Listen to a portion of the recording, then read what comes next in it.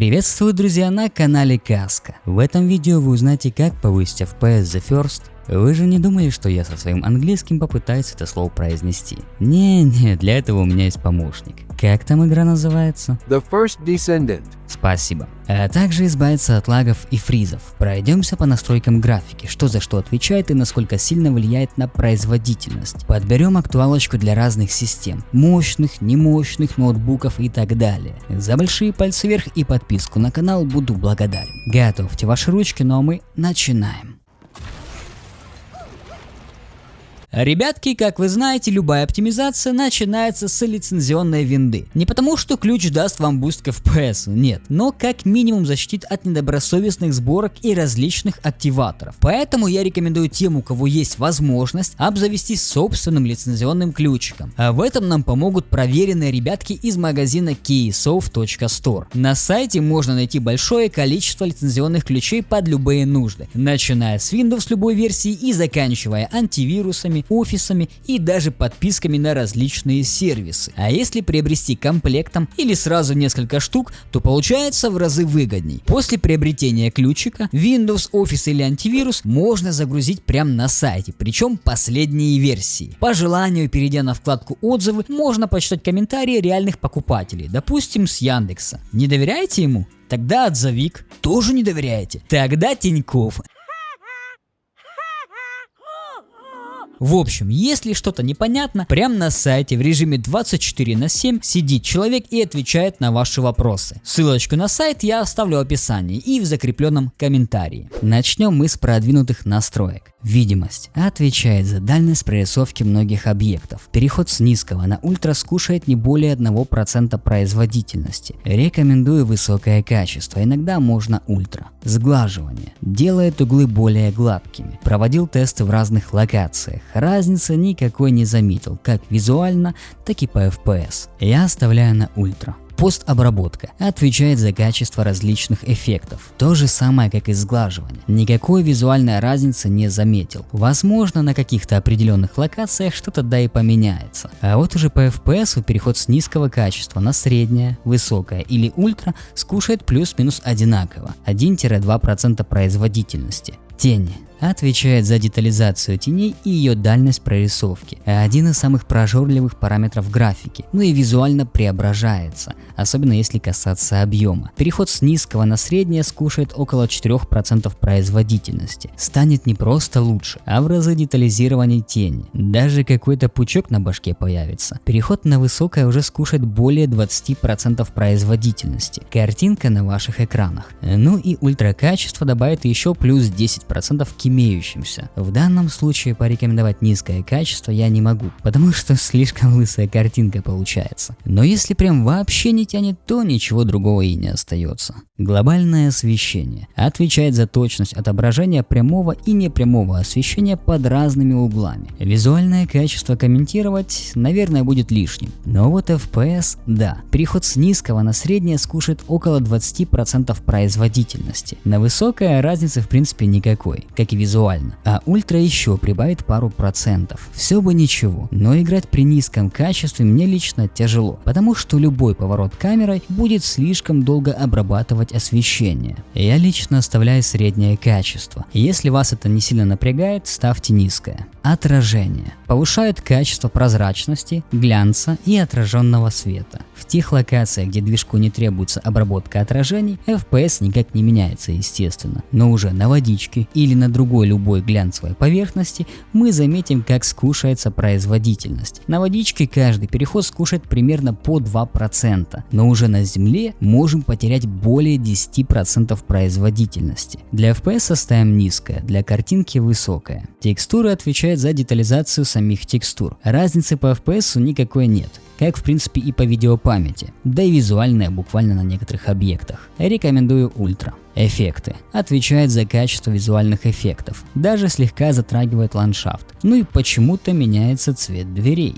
Изменения видны только при переходе с низкого качества на среднее, как визуальные, так и по FPS. Рекомендую среднее качество. Растительность. Отвечает за детализацию, а также объемность природной среды. Очень странное поведение травы на дистанции. Оно туда-сюда что-то меняется и все. Каждый переход скушает примерно 1% производительности. Рекомендую низкое качество. Если вам нужно чуть больше травки, можно среднее. Качество шейдеров. Обеспечивает более реалистичное затенение. Разницы как по FPS, так и визуально я особо не заметил. Рекомендую высокое качество. Объекты отвечают в основном за пышность деревьев, травы, мелких объектов. Переход с низкого качества на среднее скушает около 2% производительности, а вот уже на высокое более 20%. Визуальная разница заметна, но для меня это мелочи. Ультра скушает еще плюс 4% производительности. Рекомендую низкое качество. Физика. Точно сказать, за что отвечает, не смогу. Проводил тесты на врагах, смотрел на передвижение тиммейтов. Такое ощущение, что ничего не меняется. Размытие в движении. Более плавнее и естественней отображает анимацию. Выглядит интересно, но многих может отвлекать. По FPS скорее всего погрешность, но я на всякий случай сообщу. На пару кадров, не процентов, с включенным размытием ниже. Дополнительные настройки — это у нас различные способы масштабирования. Nvidia, AMD,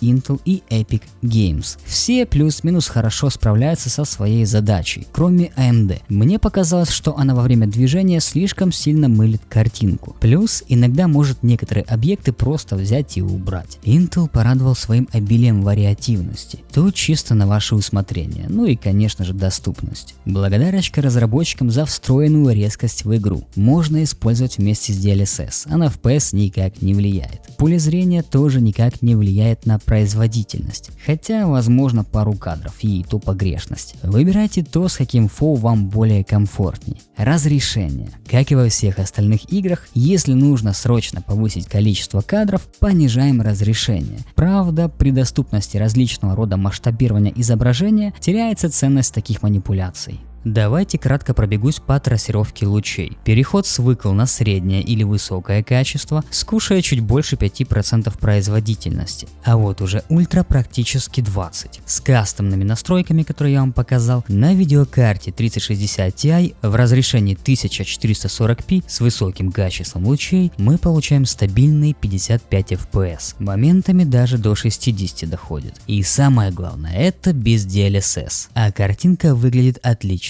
Оптимизированные настройки на вашем экране. Ну и давайте сделаем быстренький тест наших настроек оптимизированных против ультра качества.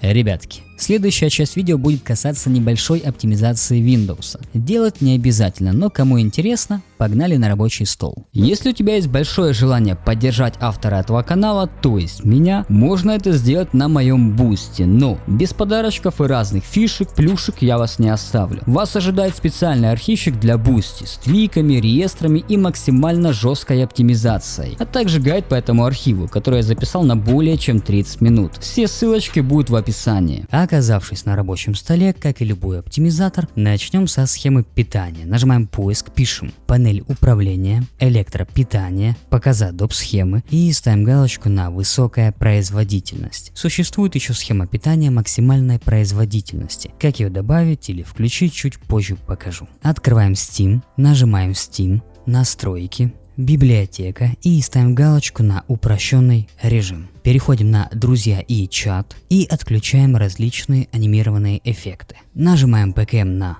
The First, свойства. Если вы играете в соло, тогда Overlay Steam в игре можете отключить. Переходим на установленные файлы и нажимаем обзор. Открываем папку M1, Binaries, Win64, и здесь у нас будет приложение M1, Win64, Shipping. С помощью него и запускается игра. Нажимаем PKM, свойства, совместимость, отключаем оптимизацию во весь экран, нажимаем применить, далее копируем путь к самому приложению, нажимаем PKM, копировать, закрываем папку, нажимаем поиск, пишем настройки, графики. Если у вас Windows 11, частенько сюда добавляется сразу игра. в этот список. Если не добавилось, нажимаем обзор, вставляем наш скопированный путь и M1 Win64 Shipping добавить. Нажимаем параметры и ставим галочку на высокая производительность. Сохранить. Переходим на стандартные параметры графики, и если вам доступно аппаратное ускорение, тогда можете его включить. Чаще всего повышает производительность, а также, как написано, уменьшает время задержки. Но, насколько мне известно, работает хорошо только в том случае, если, допустим, ваш процессор мощнее, чем видеокарта. Условно, у вас там 1070 и процессор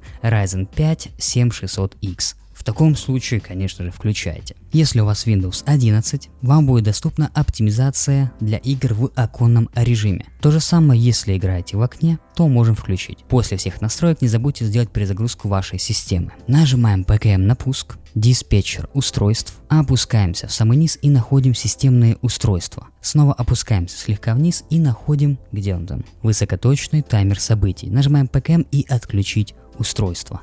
Да. Следующее, что нам нужно сделать, это слегка настроить, а также оптимизировать нашу видеокарту. Начнем мы с NVIDIA. Нажимаем PKM на рабочем столе, панель управления NVIDIA, переходим на управление параметрами 3D. Здесь у нас есть два варианта. Глобальные параметры, это коснется всех приложений и игр. Либо, если хотите сделать настроечку только для определенной игры, переходим на программные настройки и здесь уже из списка ищем наш The First. Если нет в списке, нажимаем добавить и ищем уже здесь. Если здесь тоже нет, допустим, тоже можем нажать обзор и вручную указать путь к самому приложению, то, что мы копировали изначально. И нажимаем открыть. Анизотропная фильтрация. Для FPS отключаем. В остальном оставляем управление от приложения. Вертикальный синхроимпульс. Если вы им не пользуетесь, тогда отключаем. Ну, это вертикальная синхронизация, кто не знает. GP Rendering OpenGL. Выбираем нашу видеокарту. Метод представления Vulkan OpenGL. Выбираем использовать цепочку буферов DXGI. Частота обновления вашего экрана высшая, доступная. Режим низкой задержки. Я лично в таких играх обычно отключаю. Режим управления электропитанием. Выбираем режим максимальной производительности. Далее совместимость с OpenGL. Приоритет совместимости. И в самом низу у нас есть фильтрация текстур, качество, вот оно. Выбираем высокая производительность. И если у вас видеокарта от AMD, в таком случае нужно будет нам воспользоваться архивчиком. Он все равно нам пригодится. Где его можно скачать? У меня в Телеграме, ссылочка прямо в закрепе. Кстати, можете подключаться. Я там публикую частенько новости, что выйдет дальше, какие-то возможные фишечки. Если, допустим, у вас телеги нет, тогда можете подключаться к нам в Discord сервер. Открываем архив, перекидываем его на рабочий стол, и здесь у нас есть 3 папки и различные ярлыки. Нас интересует в данном случае это настройка видеокарты. AMD Radeon, выбираем киберспорт, далее производительность, тесселяция, настройки приложения и отключаем саму тесселяцию. Это еще старенькие настройки, когда еще у меня была AMD-шка. Открываем папку очистка, Delete M Files, выделяем все файлы, нажимаем Shift, Delete и Да. То, что не удаляется, нажимаем отмена. Видели, как папка перескочила сюда? Класс, обожаю Windows 11. Возвращаемся назад. Delete M Files. Выделяем все файлы. Нажимаем Shift, Delete и Да. Снова отмена. Назад. Диск Clean Up. Выбираем диск C, ОК. Нажимаем очистить системные файлы. Снова выбираем диск C и ОК. Ставим везде галочки и очищаем кэш. MSI мод. Нажимаем PKM. Запуск от имени администратора. Да. Находим нашу видеокарту. Ставим галочку на MSI и приоритет мы выбираем High и нажимаем Apply. Твики реестра. Здесь у нас есть 5 файлов реестра. Перед тем, как делать их активацию, я рекомендую сделать бэкап файлов реестра. Как это делается? Здесь есть папочка, можем сделать заранее, вот в картинках показал. Плюс расписал для рукастых и красиво расписал. Вдруг чего, если не хотите всем этим заниматься, то есть сразу файлики, то есть в 2 клика возвращаете все в исходное состояние. Первые 2 файла реестра отключают Xbox DVR. Судя по отзывам, которые мне люди оставляли, частенько бустит FPS на 5%, когда как. Нажимаем PKM, можем нажать просто открыть, либо нажать слияние, как вам удобней. Далее GameDVR 2, PKM, тоже слияние, отзывчивая система PKM слияние, тротлинг пропускаем и системный приоритет тоже PKM и слияние. То, что я говорил в самом начале, это схема питания, максимальная производительность. Копируем команду, нажимаем PKM, копировать, закрываем, нажимаем поиск, пишем KMD либо PowerShell, нажимаем PKM и запуск от имени администратора. Да. Нажимаем Ctrl плюс V, если не вставляется, то просто нажимаем PKM. Должно автоматически вставиться. Далее Enter, закрываем, открываем ярлык схема питания, и здесь у нас будет максимальная производительность. Открываем ярлык Xbox Game Bar. Сам Xbox мы, конечно же, отключаем. Игровой режим оставляем включенным. Записи. Все, что здесь будет указано, все это ставите на минимальное значение. Плюс, если у вас Windows 10, вы можете буквально в 2 клика отключить все фоновые приложения. Делайте обязательно. А уже для Windows 11 нажимаем поиск, пишем изоляция ядра и отключаем целостность памяти. Согласен, для неопытных пользователей это делать нежелательно. Но если вы не загружаете там игры, фильмы с пиратских сайтов, тогда можете особо не переживать. У меня частенько спрашивают, какой лучше всего антивирус поставить. Я постоянно говорю следующее. Лучший антивирус — это ваша голова. После всех этих настроек залетаем в игру и наслаждаемся. Если не высоким FPS, то по крайней мере стабильной и плавной картинкой. Как говорится, до скорых встреч.